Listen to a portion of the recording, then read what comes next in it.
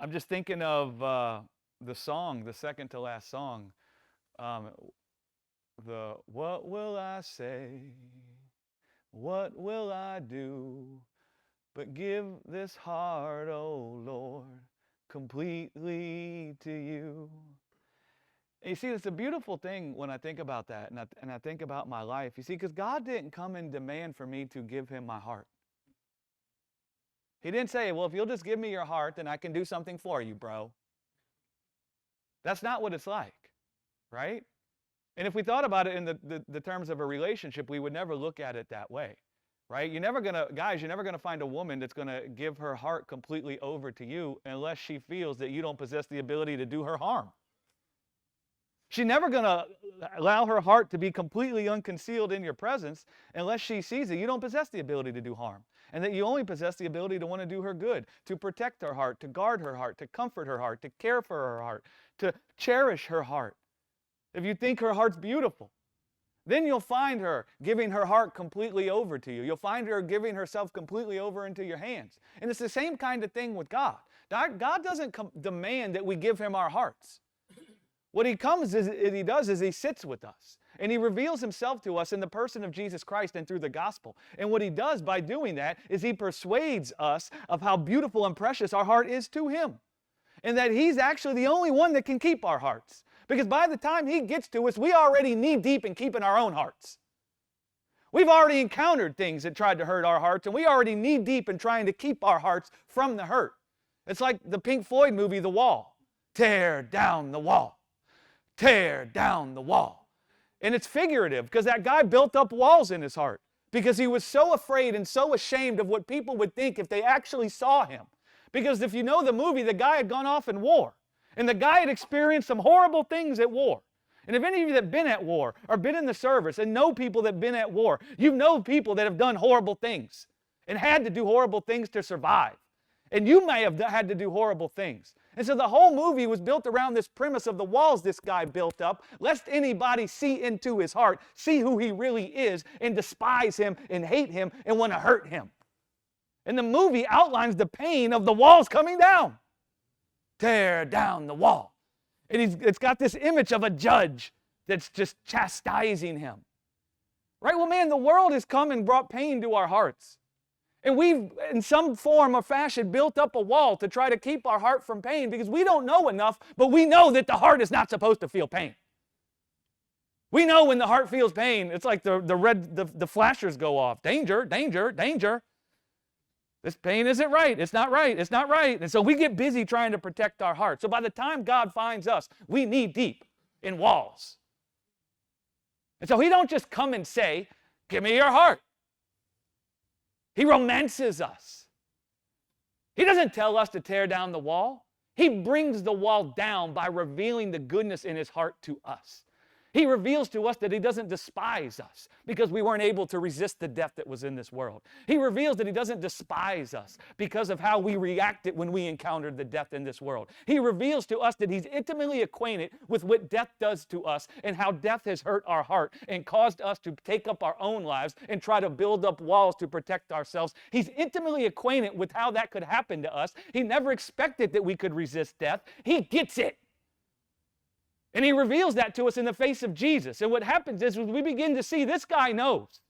This guy has seen into the depth of my heart. And he's seen the hurt that is in my heart. And he doesn't despise me for what I've done to try to keep my own heart. And what happens is the wall starts coming down. Tear down the wall. Tear down the wall. And this is what the book of Hebrews would talk about. To come to God with an unconcealed heart. That's what it means to come to God with boldness. Come to the throne of grace with boldness that you might find help in your time of need. It's talking about how God tears down the walls we've built up in our heart by showing us that he's the lover of our lives. He's the one that will care for our heart, that our heart is more precious to him, that he cares more about our heart than we do. And we see that he's seen into the depth and he doesn't despise what's in there. And the wall comes down. And you start finding yourself doing this. Here, Daddy. Right? And that's you giving your heart over to him. But what can I say? What can I do but give this heart, O Lord, completely to you. That's I stand in awe. That's what the whole song is about, of the one who gave it all, the one who saw we couldn't resist death, and the one that didn't despise us when we couldn't resist death. When he found us trying to clothe our nakedness, and he didn't despise us, but he came and drew near to us and resisted death on our behalf and didn't try to clothe his nakedness. And we stand in awe of the one that gave it all for us. And we see the only way he could do that is when he looked into the depth of our being, into the depth of our heart, he loved us.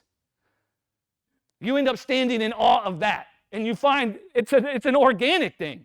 You don't even know you're giving your heart completely over till after the fact, and you look back and you see what happened. If he's God, it means he must bring forth something in you that causes you to give your heart completely over. Otherwise, he's not God. He's the God that will produce in you something where you give your heart completely over. If you got to produce it in you, you're still your own God. I don't think we understand what it means, guys, when we say he's God. That means everything that has anything to do with life coming forth in us is going to come by his hand, and the strength in his hand and not our own.